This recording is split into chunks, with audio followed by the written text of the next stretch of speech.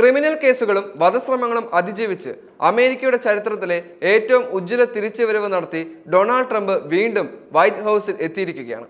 ഇനി 4 വർഷം US-ൽ കുടിയേറ്റം മുതൽ സാമ്പത്തിക കാര്യത്തിൽ വരെ അടിമുടി ട്രംപിസം പ്രകടമാകാൻ പോവുകയാണ്. യുക്രൈൻ, ഗാസ അടക്കം ലോക വിഷയങ്ങളിലും ട്രംപിന്റെ ഇടപെടൽ ഉറപ്പാണ്. അമേരിക്കയുടെ പഴയ പ്രതാപം തിരിച്ചുപിടിക്കാനുള്ള ട്രംപിന്റെ യാത്രയിൽ വിശ്വസ്തനായ വൈസ് പ്രസിഡന്റ് JD വാൻസും ഒപ്പമുണ്ട്. ലക്ഷ്യം കാണാൻ ഏതറ്റം വരെയും പോകാൻ മടിക്കാത്ത ട്രംപിന്റെ ഓരോ നീക്കവും ആകാംക്ഷയോടെയാണ് ലോകം ഉറ്റുനോക്കുന്നത്. ഇന്നലെ കടുത്ത ശൈത്യത്തെ അവഗണിച്ച് പതിനായിരങ്ങളാണ് വാഷിംഗ്ടൺ DC-യിൽ ഒത്തുകൂടുകയും ചെയ്തത്. 2021-ൽ ജോ ബൈഡന് അധികാരം കൈമാറുന്ന ചടങ്ങുകളിൽ ട്രംപ് പങ്കെടുത്തില്ല. 150 വർഷത്തിനിടെ ആദ്യ സംഭവമായിരുന്നു അത്. അവസാനം വരെയും പരാജയം സമ്മതിക്കാതിരുന്ന ട്രംപ് ബൈഡന്റെ സ്ഥാനാരോഹണ ദിവസം രാവിലെ തന്നെ ഫ്ലോറിഡയിലേക്ക് പോയിരുന്നു. എന്നാൽ ബൈഡനും ഭാര്യ ജില്ലും അധികാര കൈമാറ്റത്തിന്റെ ഭാഗമായത് ശ്രദ്ധേയമാവുകയും ചെയ്തു.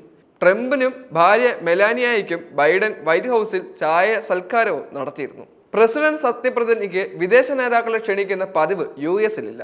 എന്നാൽ ട്രംപ് ഇത് തെറ്റിച്ചു. ചൈനീസ് പ്രസിഡന്റ് ഷീ ജിൻപിങ്ങും അടക്കം ലോക നേതാക്കളെ അദ്ദേഹം ക്ഷണിച്ചു.